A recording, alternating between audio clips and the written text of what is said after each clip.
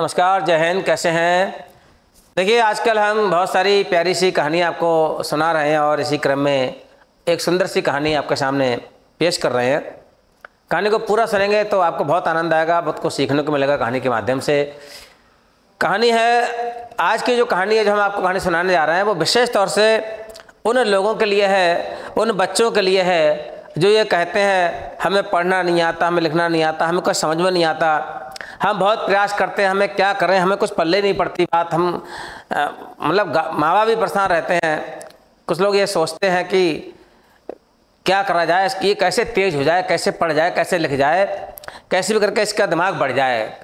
तो ये कहानी उन बच्चों के लिए विशेष रूप से है जिनका मन पढ़ने में नहीं लगता, जिनको कुछ पढ़ने के बाद भी उनको पढ़ाई समझ में नहीं आती है, जिनको आता जाता कुछ नहीं है, बहुत कोशिश करते हैं, मेहनत करते हैं, लेकिन फिर भी कुछ नहीं आ जा रहा है। तो उन बच्चों के लिए कहानी जरूर सुननी चाहिए, उन बच्चों के लिए उससे प्रेरणा लेनी चाहिए। बहुत पुरानी ये कहानी है, बहुत पुरानी, पहले बुक्स में आती थी, पहले किताबों में आती थी। अब तो पहले ये कहानियाँ नहीं आती हैं। पहले एक किताब हमारे सिलेबस में चलती थी, भारत के महान व्यक्तित्व, अब वो भी शायद हट गई है। तो ये पुरानी बहुत अच्छी अच्छी कहानियाँ पहले आती थी। उन्हीं कहानियों में से एक कहानी ये जो मैं उन बच्चों के लिए सुनाने जा रहा हूँ जिनका मन पढ़ने में नहीं लगता है, जो पढ़ाई से कतराते हैं। तो बहुत पहले की बात है, बहुत प्राचीन समय की बात है। एक बच्चा था, वो स्कूल जाया करता था। अच्छा, पहले स्कूल बहुत दूर दूर हुआ करते थे। यहाँ है तो केसीबीगंज में है, वहाँ के बाद फिर बरेली में, फिर कहीं है, फिर कहीं है, मतलब कई कई किलोमीटर दूर स्कूल हुआ करते थे। और बच्चे पदयात्रा करते थे, यानी कि पैदल जाया करते थे। सवारी का भी कोई झंझट नहीं था, रास्ते भी, सड़कें भी नहीं थी, कच्चे रास्ते थे, पगडंडियाँ थीं। तो ऐसे पहले के लोग इतने कठिनाई के साथ भी पड़ गए। और आज के समय में इतनी सुविधाएं हैं, इतने सुख सुविधाएं हैं बच्चों के लिए, इतनी फैसिलिटीज हैं, फिर भी बच्चे नहीं पढ़ पा रहे हैं। आखिर क्या रीजन है इसके पीछे? तो वो बच्चा बेचारा स्कूल जाता था, घर से सुबह ही खाना बनवाया, खाना बांध के ले गए। आज भी बच्चे लंच लेकर आते हैं स्कूल में। स्कूल में गए, गुरुजी के पास बैठे, उन्होंने जो पढ़ाया, उन्होंने सीखा और चले आए। काफ़ी समय हो गया, कई साल बीत गए पढ़ते पढ़ते, स्कूल जाते जाते, और वो बच्चा बेचारा एक ही क्लास में। अच्छा, अब तो बच्चे फेल नहीं होते हैं, पास हो जाते हैं। भले बहुत कमज़ोर है तभी पास हो जाता है। पहले ऐसा नहीं था। पहले बच्चा अगर पास नहीं हो रहा तो नहीं हो रहा है, उसको फेल होना है। नहीं पास हो पा रहा, पढ़ने में कमज़ोर है तो उसको आगे नहीं बढ़ाना है। अब तो कोई बात ही नहीं है। तो पढ़ाई का अलग ही जलवा है, पहले कुछ और था। कई साल हो गए, बच्चा एक ही क्लास में। अब एक साल हुआ क्या, उस बच्चे के गुरुजी ने विद्यालय में कहा, बोले बेटे ऐसा करो, तुम एक काम करो, अब तुम पढ़ाई के चक्कर मत पड़ो, तुम घर जाओ, तुम्हारे नसीब में पढ़ाई नहीं है। घर जाके अपना कुछ काम धाम देखो, खेती बाड़ी करो, पशुपालन करो, कुछ भी करो, अपना कुछ देखो। तुम नहीं पढ़ पाओगे, कितना साल तुम्हें पढ़ते हो गए, अभी तक तुम्हें कुछ भी नहीं आ रहा है, तुम्हें कुछ लिखना नहीं आ रहा है, पढ़ना नहीं आ रहा है। तुम अब आराम से घर बैठे बैठे, कोई तुमसे गिला शिकवा नहीं है, घर जाओ आराम से। बच्चा बेचारा उदास, कहता क्या गुरुजी से, वास्तव में उसको पढ़ना नहीं आ रहा था। घर चला आया। जब स्कूल से वापस आ रहा था वो बच्चा, तो अच्छा, पहले कुएं हुआ करते थे पानी पीने के लिए, जगह जगह कुएं लोग खुदवा देते थे। बहुत जो मुकद्दम लोग हुआ करते थे, गांव में मुखिया लोग हुआ करते थे, प्रधान लोग हुआ करते थे पहले, या धनाढ़ लोग हुआ करते थे। वो जगह जगह कुएं, कहीं बाग है, कहीं रास्ते के किनारे का खेत है तो कुएं बनवा दिए, वहाँ बाल्टी रख दी। तो इसी तरह से मतलब पानी की व्यवस्था हुआ करती थी पीने की।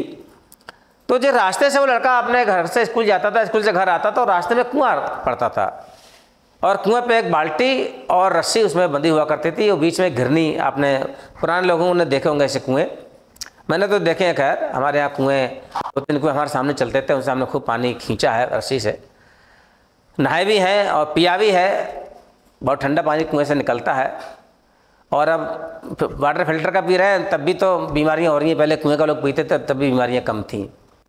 ये कहीं ना कहीं प्रकृति के साथ छेड़छाड़ हम लोगों ने की है, तो उसका हमें खामियाजा भुगतना पड़ रहा है। खैर, वो अलग की बात है। अब वो लड़का जो था, जिस रास्ते जाता था कुआं, उस रास्ते में पड़ता था। जब वो वापस आ रहा था गुरुजी के कहने पर, तो उसी कुएं के पास आकर वो रुक गया। वहाँ पेड़ वेड़ भी थे 1-2। उन्हें सोचा पढ़ाई तो नसीब में है ही नहीं, चलो मैं थोड़ा आराम कर लूँ, या पानी वानी पी लूँ और रोटी खा लूँ जो लाया हूँ। उसने अपना खाना वाना निकाला, रख लिया, और पानी भरने के लिए कुएं पे गया। कुएं की जो मद मद माने उसकी जो बाउंड्री होती है बनी हुई ईंट पत्थर की, तो बाउंड्री पर जैसे वो चढ़ा, उसने बाल्टी पानी में डाली, उसने देखा कि जब उसने बाल्टी खींची तो रस्सी जो खींच रहा था, रस्सी जब खींच रहा था तो रस्सी जो थी, जो उसकी जो बाउंड्री होती है कुएं की, जिसको मद कहते हैं, उसमें गहरे गहरे निशान थे, गड्ढे बन गए थे रस्सी के रगड़ने से। तो उसी गड्ढे में जो वो रस्सी जो थी खिंच के आ रही थी। अब उसने सोचा ये रस्सी, ये निशान कैसे हैं पूरी चारों तरफ, कैसे निशान बन गए ये। अब उसने देखा रस्सी रगड़ रही है, फिर रगड़ रही है, फिर रगड़ रही है। उसके दिमाग में विचार आया कि ये निशान जो है रस्सी के रगड़ने से बने हैं, और एक बार रगड़ने से नहीं बने हैं, बार बार रगड़ने से बने हैं। मतलब कई साल से रस्सी इन पर रगड़ी जा रही है, तब ये जो पत्थर है वो घिस पाया है और तब जाके इसमें निशान बने हैं। अब उसका माथा ठनका, उसके दिमाग एकदम घूम गया, उसका मस्तिष्क परिवर्तित हो गया। उसने सोचा कि अगर ये जो पत्थर है, जो ईंट है, इस पर रस्सी के लगातार रगड़ से अगर निशान बन सकता है, इतनी कठोर चीज़ पर, इतनी कठोर चीज़ पर अगर पत्थर पर निशान बन सकता है रस्सी के लगातार रगड़ से, तो मेरा मस्तिष्क तो बड़ा कोमल है, मेरा दिमाग तो बहुत ही कोमल है, बहुत कोमल है, बहुत मुलायम है।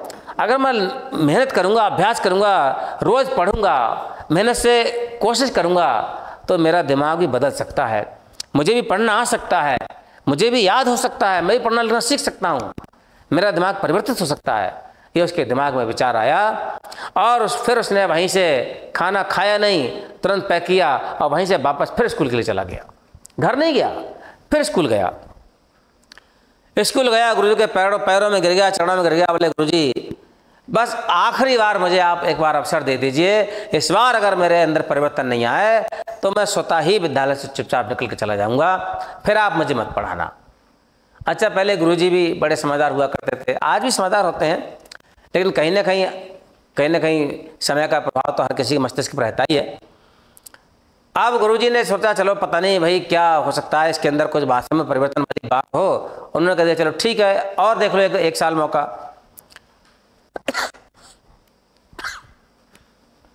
अब उस बच्चे ने रीस्टार्ट कर दिया, यानी कि फिर से मेहनत शुरू कर दी, फिर से पढ़ाई शुरू कर दी। इतनी मेहनत कर उसको वो बात याद आई रस्सी वाली कि रस्सी के रगड़ से अगर पत्थर घिस सकता है, ईंट में निशान बन सकता है, तो मेरा दिमाग तो बहुत कोमल है, ये जरूर बदलेगा, जरूर परिवर्तित होगा। ये सोचकर लड़के ने बहुत मेहनत किया, अथाह मेहनत की।